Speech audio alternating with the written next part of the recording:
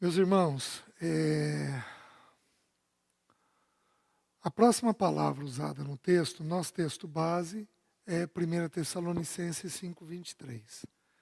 Lá diz assim: "E o mesmo Deus da paz vos santifique em tudo, e o vosso espírito, alma e corpo sejam conservados íntegros e irrepreensíveis até a vinda do nosso Senhor."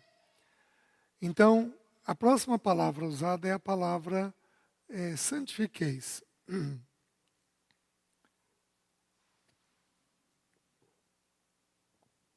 E o mesmo Deus da paz vos santifique em tudo.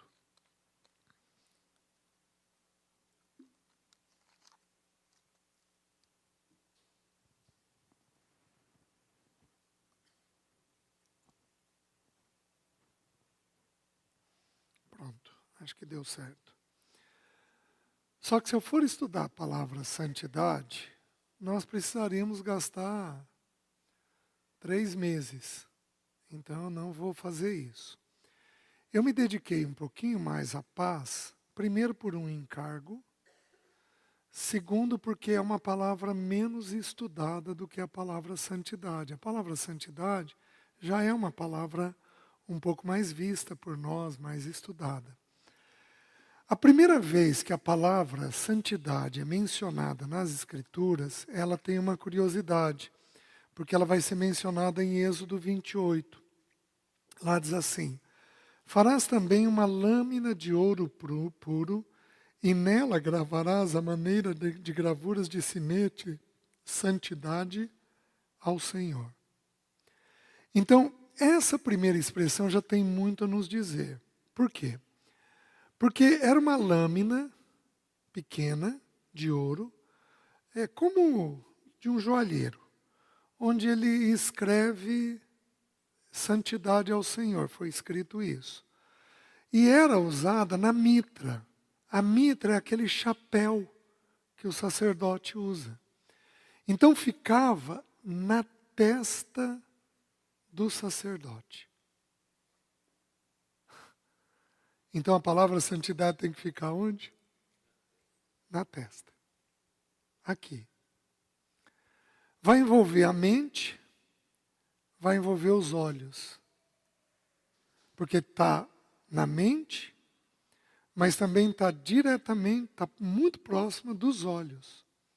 Então são coisas que nós vamos dar uma olhada. No espírito, alma e corpo.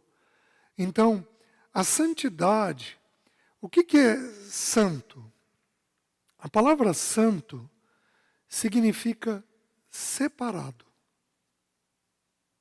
Então, o que significa santidade? Separar coisas boas de coisas impuras. Isso é santidade. Todos nós trazemos na nossa formação, todos nós, trazemos na nossa formação muitas coisas inadequadas. Muitas coisas. E essas coisas precisam da visitação de Deus. A primeira vez que eu me deparei com isso, do jeito que eu vou apresentar para vocês, foi numa mensagem do Romeu. E depois a gente conversando, nós éramos muito próximos naquele período. Depois a vida dele mudou, a minha mudou, e aí a gente se distanciou um pouco mais, a gente ainda é bons amigos, mas mais distantes. Mas foi ele quem me despertou para uma coisa. Ele falou assim: irmãos, não apenas o nosso pensamento tem que ser santificado, mas as nossas emoções também, os nossos afetos também. Então, a santificação, ela tem que abranger todo o nosso ser. Espírito, alma e corpo. Então, nós vamos ter coisas que precisam ser separadas de nós. Esse processo vai até a morte. Esse processo não cessa. Esse processo vai até a morte. Alguns anos atrás eu chamei um irmão muito querido, ele era um pastor de pastores. Ele só cuidava de pastores. O irmão Alan, ele devia estar aí com uns 60 e poucos anos, ele já partiu para o Senhor. Ele era muito amigo meu, do Paulo Bornelli, do do irmão Naamã, que eu mencionei ontem. Quantos encontros de pastores nós fizemos, encontros de líderes, onde ele falou, eu falei, Paulo falou, Naamã falou, mas era a gente quem preparava lá em Maringá. E eu chamei ele para partilhar num grupo familiar.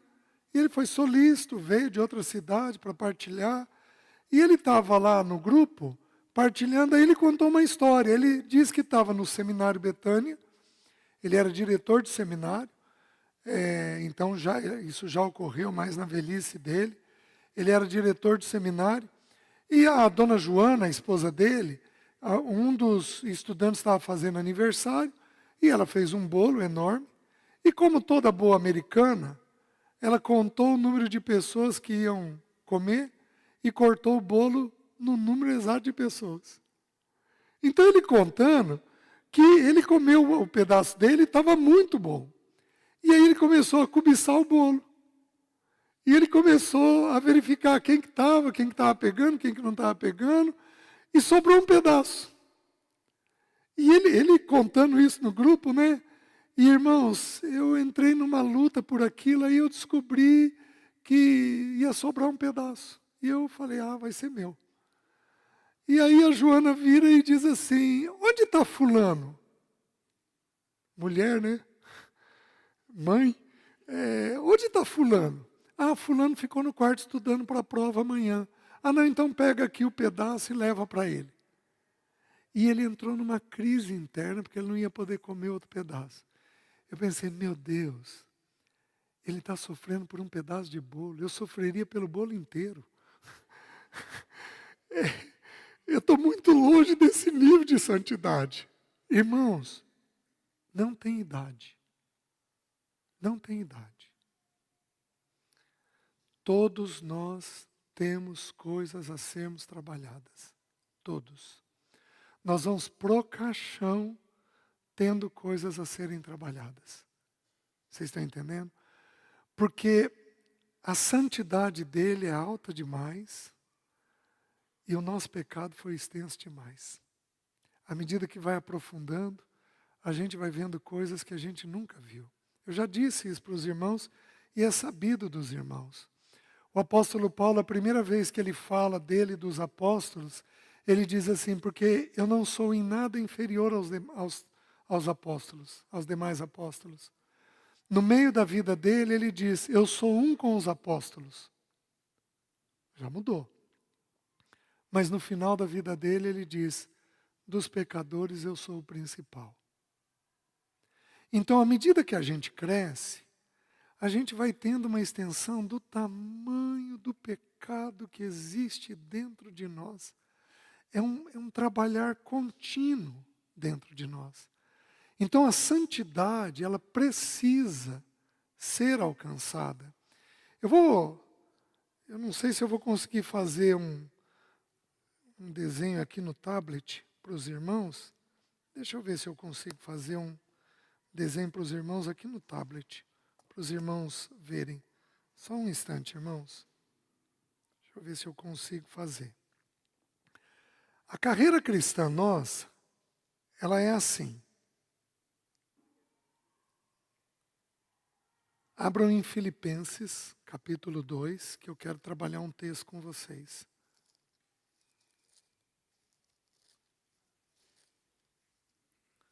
Desculpa, Filipenses capítulo 3, versículo 12. Diz assim, não que eu tenha já recebido ou tenha já obtido a perfeição, mas prossigo para conquistar aquilo para que também foi conquistado por Cristo Jesus. Então, Paulo sai de 0% para 100%. O texto diz que ele não é perfeito. Certo? Ele não é perfeito. Ele alcançou 100%? Não. É o que o texto está dizendo. Aí ele diz assim, no 13. Irmãos, quanto a mim não julgo havê-lo alcançado, mas uma coisa eu faço. Esquecendo-me das coisas que para trás ficam e avançando para as que diante de mim estão, prossigo para o alvo, para o prêmio da soberana vocação de Deus em Cristo Jesus. Então ele está dizendo que ele olha o alvo e ele persegue o alvo, certo?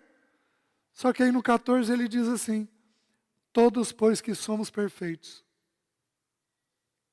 Ah, mas peraí. Ele acabou de falar que ele não é perfeito. Por que ele está dizendo agora que ele é perfeito? Entenda o trabalhar de Deus. Deus sabe todos os dias da tua carreira cristã. Você partiu daqui e no dia da tua morte você vai estar aqui. Então, você alcançou tudo que Deus queria?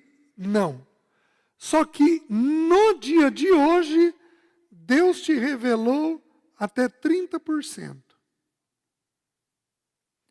E você se sujeitou a Deus.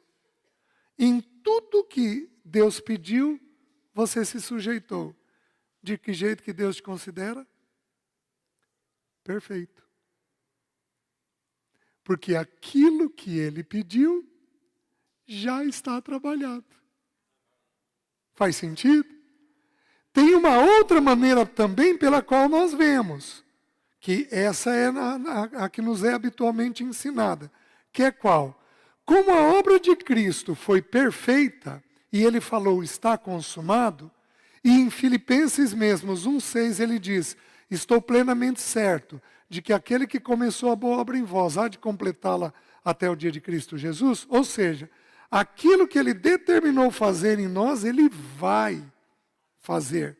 Então Deus nos olha em Cristo, por isso ele nos vê perfeitos, porque a obra de Cristo vai ocorrer conosco. Fez sentido, irmãos? Só que até onde ele nos trabalhou, se você se sujeitou, Deus te considera perfeito. Porque você se entregou a tudo que ele quis. Então, meus irmãos, nós precisamos entender que até o dia da nossa morte, nós teremos coisas a sermos trabalhadas. Você entende? Então o Senhor vai olhar para você com grande compaixão e com grande misericórdia. Você quer ver uma coisa que leva a gente a ter problema e falta de paz com as pessoas? A verdade nossa é como uma cebola em camadas. A gente tira a camada externa. Se eu virar para o Josival, então neste momento, tem um ponto que Deus quer trabalhar no Josival. Eu não posso pegar a quarta camada e tentar cortar a quarta camada. Porque o Josival só suporta a primeira camada. Isso dá problema entre nós. Porque em geral a gente quer tratar coisas que não é tempo de serem tratadas. A pessoa não suporta aquilo. Deus, como Ele é um Deus que conhece a profundidade do nosso coração, Ele sabe exatamente qual é a lição que nós estamos, qual é a tarefa que nós estamos naquele momento. E Ele, de forma precisa, trata apenas aquele ponto. Você está me entendendo? O fato é que todos nós teremos que ser santos. O que é ser santo? É ser semelhante a Ele. Porque Ele é 3 vezes santo. O que os 24 anciãos estão cantando? Santo, santo, santo. 3 vezes santo. Ele não é apenas santo. Ele é 3 vezes santo. Por que João Batista, dos nascidos de mulher, foi o maior de todos? Porque ele entendeu santidade sem falar de santidade. Como é que ele expressou? Importa que ele cresça e que eu diminua. Então importa que Cristo seja formado dentro de nós. E que a nossa vida vá desaparecendo cada vez mais. Isso é santidade. Explicada de um jeito muito simples. Vocês estão entendendo? Agora, o que em geral muitos líderes ou algumas congregações fazem? A gente estabelece um padrão, um ideal, A pessoa se converte, nós damos um tempo e ela tem que alcançar aquilo. E meus queridos, não é assim. Não é assim. Existem estragos que o pecado fez dentro de nós que vão anos para serem tratados. Anos para serem tratados. O Espírito vai demandar muito tempo para corrigir aquilo em nós. Os irmãos entendem? E aí, nós temos que aprender a ir separando, então, o que é do Senhor do que é nosso. Nós temos um monte de coisa indevida dentro de nós. E o Espírito vai nos apontar qual é a lição, qual é a tarefa. Por exemplo, a minha questão sexual, que eu levei 12 anos para tratar, não é a minha lição mais atual. É uma lição que eu tenho que manter vigilância, apenas. Mas eu não tenho que ter o cuidado que eu tive lá atrás. Por quê? Porque eu passei dessa fase. A minha fase agora é uma outra fase. São outras as lições que o Espírito de Deus está me ensinando nesse momento. Você está entendendo? Lembra o que Deus falou para Josué quando ele entrou em Canaã? Josué, onde a planta do seu pé pisar, esta terra será vossa. Vamos parar e vamos entender, meus irmãos. Canaã representa a carreira cristã. Canaã não representa o céu, porque em Canaã nós temos inimigos. E lá no céu, nós não vamos ter inimigos. Fez sentido? Então Canaã representa a carreira cristã. Eles iam ter muitos zeus para vencerem os jebuseus, os heteus, os cananeus, os fariseus. Eles iam ter muitos zeus para vencerem lá. E eles iam ter que vencer pouco a pouco. Deuteronômio 7:22, só anote aí. Lá o texto de Deuteronômio 7:22 diz assim: não poderás destruí-las todas de pronto, para que as feras do campo não se multipliquem contra vós. Lançarás fora estas nações pouco a pouco. Os nossos inimigos são mandados para longe pouco a pouco. Não pode ser de uma única vez. E alguns lugares mais rígidos estabelecem, de uma forma meio religiosa, um padrão que os irmãos têm que ser, e eles desprezam essa verdade de que o processo de santidade nossa é um processo que é pouco a pouco. O que o texto diz? Para que as feras do campo não se multipliquem contra vós. Israel era uma terra de leões, de ursos, de aranhas, de serpentes, de escorpiões, de animais peçonhentos. Então, quando um povo chega num determinado lugar para fazer habitação, eles limpam o lugar e vão matando toda essa bicharada. Se Deus destruísse os inimigos e Israel não fizesse ocupação daquele território, o que ia acontecer? As feras do campo iam se multiplicar contra Israel. Fez sentido? Quais são as feras do campo para nós hoje? Se Deus te limpar tudo muito rapidamente, se Deus te santificar tudo muito rapidamente, o que vai acontecer com você? Você vai ficar soberbo, arrogante, sem misericórdia dos irmãos, duro com os irmãos. Eu consegui, por que você não vai conseguir? Em mim isso não existe, por que vai existir dentro de você? Não é assim que se procede. Deus é santo, isso daqui é pecado. Você tem que abrir mão disso. E esquece que é pouco a pouco. É um processo. Então nós não estamos atrás de um crescimento assim, vertiginoso. Nós estamos atrás de um crescimento suave e contínuo. Onde daqui 1 ano eu estou muito melhor do que estou hoje. Daqui 10 anos, as etapas de hoje já estão completamente vencidas. Mas é uma coisa contínua. Então nós temos que ter graça e misericórdia sobre as pessoas. Uma outra coisa importante nesse processo de santidade é a questão da graça de Deus. Vocês lembram do tabernáculo? Lembram do candelabro no tabernáculo? O candelabro, ele tinha 7 hastes. Os irmãos sabem disso.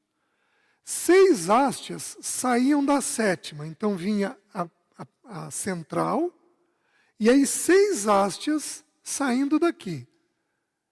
6 é número de homem. 7 é número de Cristo, é número perfeito. O candelabro tipifica Cristo. Eu sou a luz do mundo. Mas o candelabro também tipifica a nossa vida. Vós sois a luz do mundo. Certo? O candelabro foi feito de ouro batido. O que significa ouro batido, meus irmãos? O candelabro não foi derretido. Ele foi entalhado. Formão e martelo. Formão e martelo. Então imagina 6 hastes. Uma é o Josival, outra é o João, outra sou eu. O formão e o martelo bateu em cada uma destas hastes de um jeito. Em um bateu assim, em outro bateu de baixo para cima, em um teve só uma lixa, em outro teve que tirar uma coisa mais dura, né? Então, em cada um de nós bate de um jeito. Meus queridos, santidade é um trabalhar bem pessoal de Deus conosco. Bem pessoal. A gente não pode dizer que a lição que eu estou vendo é a lição que o Espírito está pedindo para aquela pessoa. Você está me entendendo? Nós não podemos dizer isso. Nós temos que olhar com muita graça. Por quê? Porque cada um de nós tem um jeito e uma maneira de sermos trabalhados pelo Senhor. Cada um de nós. Ontem, semana, tomando um café com o Naamã, e a gente conversando, César, o meu devocional é por texto. Tem um texto que está na minha cabeça, eu paro e leio aquele texto por dias seguidos. O meu devocional é de uma leitura sequencial. Eu só paro no texto quando Deus me chama a atenção. Aí eu vou estudar o texto, à noite, outro horário, mas todo dia vou ler minha Bíblia. Cada um de nós tem um jeito, tem uma maneira, tem uma forma. E isso precisa ser respeitado. Deus é um Deus de uma multidão de filhos, e cada um deles vai receber uma pedrinha branca com um nome escrito que só Deus e Ele sabe. Por quê? Porque nós somos individuais. Nós somos muito pessoais para Deus. Deus tem um jeito, tem uma maneira, tem uma forma de nos tratar, de nos conduzir no processo de santidade. Não existe na igreja de Deus escala industrial. Não existe. Não todo mundo vai fazer essa apostila e feita essa apostila. Você está preparado para esta lição agora? E agora, se você cumprir a apostila 1, 2, 3 e 4, você pode fazer tal coisa. Não existe isso nas Escrituras. Nós vamos sendo trabalhados muito individualmente pelo Senhor. E vamos avançando nas tarefas que cada um de nós tem. Está dando para entender? E aí, meus irmãos, um outro texto que me chama a atenção nesse processo da santidade é o texto de João 1, onde diz que Jesus veio a nós com graça, diz que ele desceu a nós, João 1, 14, e depois, abra lá por favor,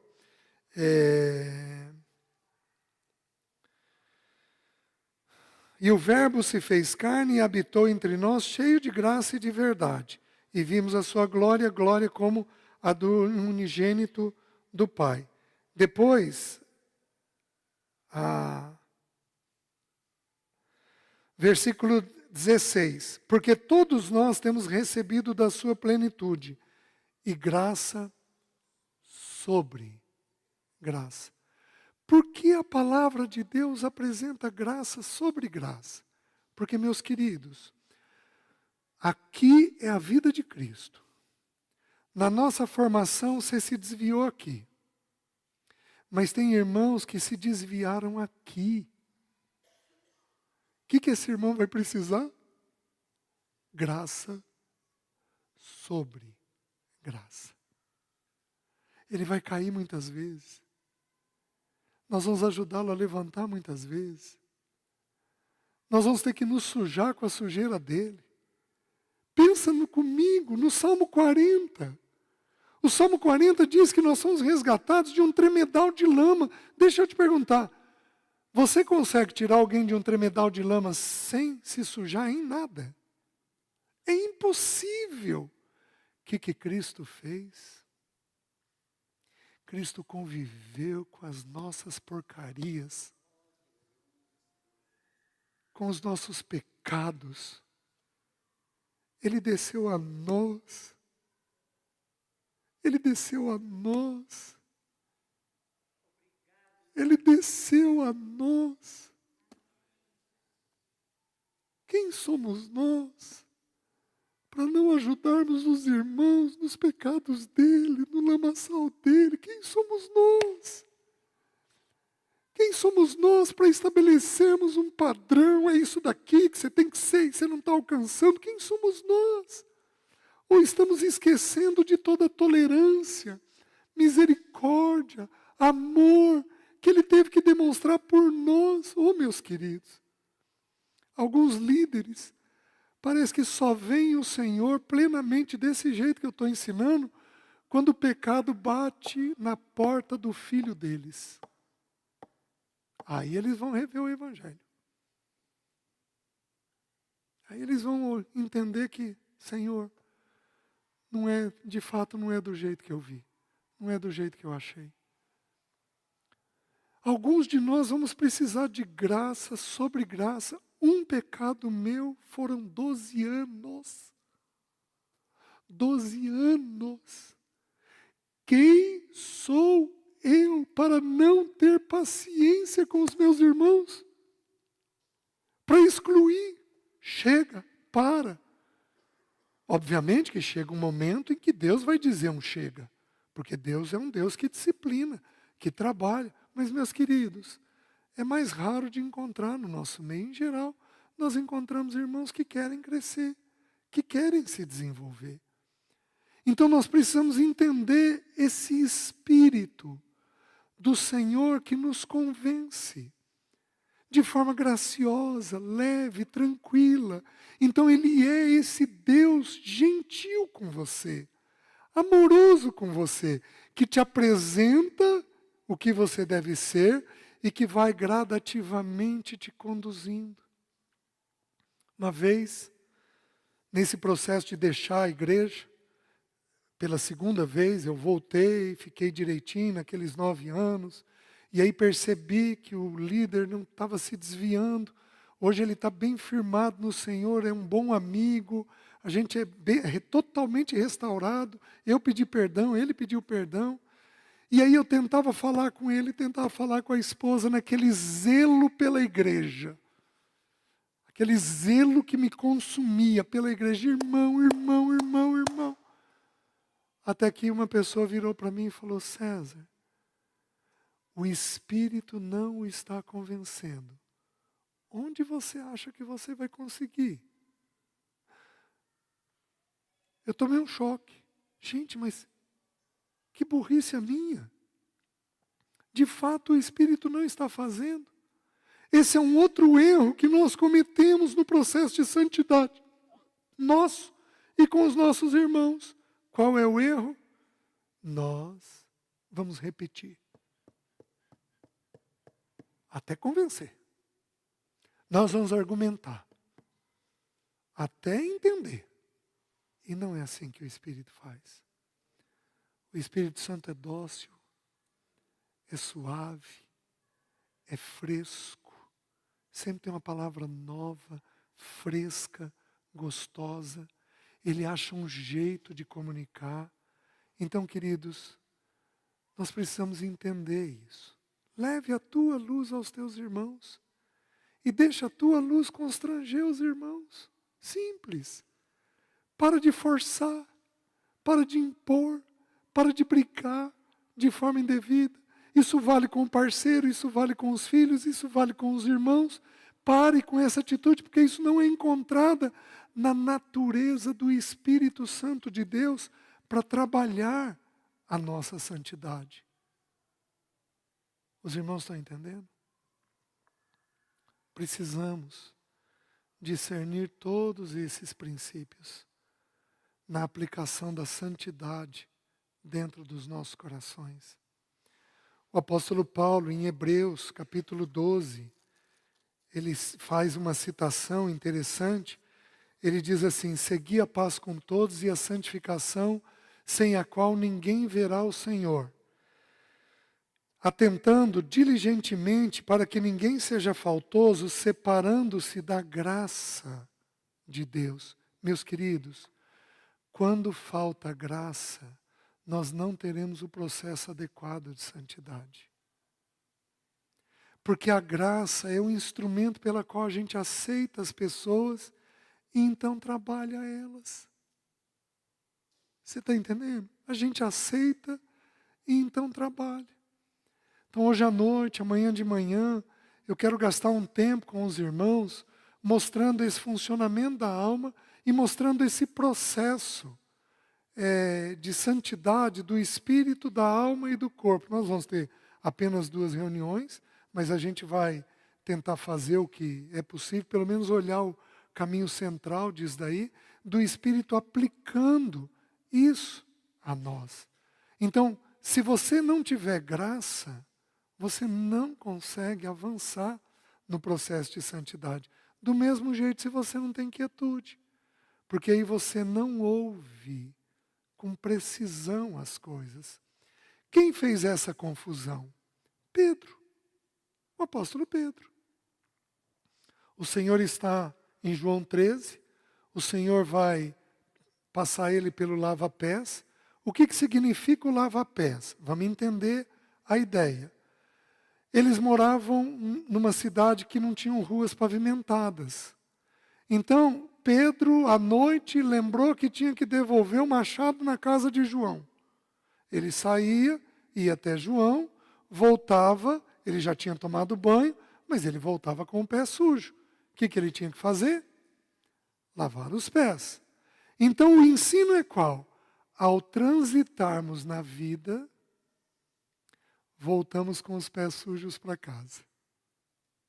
Você ouve um palavrão, você ouve uma história indevida, você ouve uma crítica, você ouve uma pessoa amarga, você se depara com alguma coisa que dá medo, que te assusta.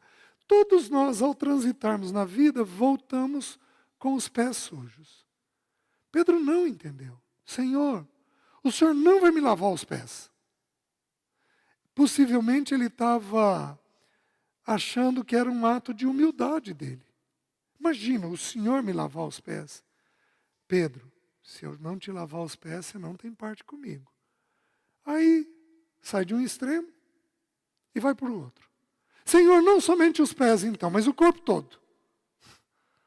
E aí, quem já se banhou, não precisa se lavar. O que Jesus está falando? Pedro, você já nasceu de novo. O banho inteiro é pelo novo nascimento. A lavagem inteira é o novo nascimento. Você não precisa nascer de novo, mas você precisa lavar os seus pés. Todos nós temos pés a serem lavados ao longo dos dias. E você precisa identificar. Senhor, o que entrou na minha mente? Senhor, o que entrou na minha reação? Eu tive alguma reação indevida, dura, complicada. Senhor, me ajuda nisso daqui, me ajuda nisso daqui. Esse é o processo de santidade que a gente vai fazendo. E o mesmo Deus da paz vos santifique em tudo. As minhas lições não são as suas. Quais são as suas lições? quais são as suas lições na santidade. Só você pode dizer, né? Pela graça de Deus, eu e a Sara conversamos muito. E tanto eu quanto ela nos acolhemos muito bem. Nossa, meus queridos, é uma dádiva quando você tem um casamento onde você pode pensar alto. E o parceiro te acolher, te permitir errar, te permitir pensar errado, acrescentar, eu acho que essa é a lição, isso daqui é o que Deus está trabalhando, é isso daqui que Deus está fazendo. Então, o Espírito Santo de Deus tem lições para você. Quais são elas? Você sabe dizer? A grande maioria de nós não vai saber dizer. E isso é o processo de santidade. Isso é o processo de santidade. Eu estou quieto o suficiente e estou ouvindo os pormenores do Espírito. Estou ouvindo os pormenores do Espírito. Você está me entendendo? Por exemplo, vou te falar uma bobagem. A minha secretária comprou Balatoff para os pacientes chuparem enquanto tomam um café na espera. Mas eu tenho problema com a Balatoff. Toff é aquela maciazinha gostosa. Gente, é bom demais. E eu não posso, porque eu tenho resistência insulínica. Se eu comer meia dúzia de bala ao longo do dia, eu faço um pico de insulina e vou criando resistência.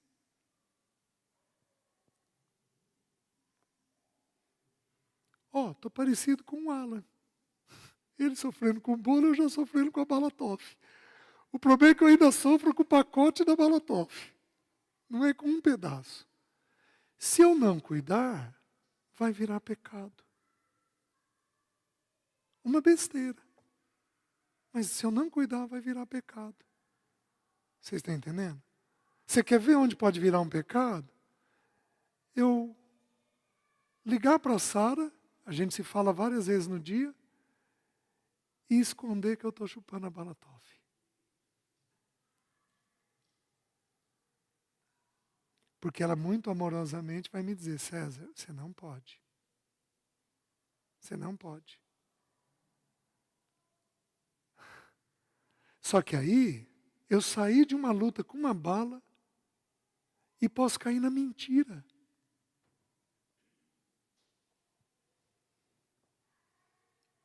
O coração da gente é um poço de pecado. Um poço de pecado. Vocês estão entendendo? E essas são as lutas que todos nós temos no dia a dia.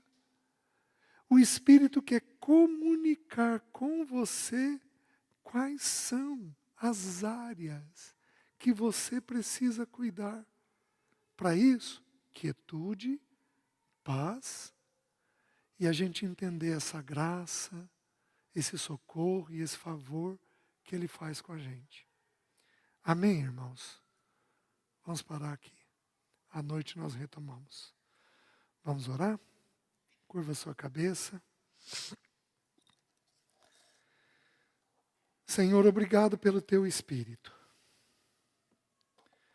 Espírito de Deus, nos torna santos.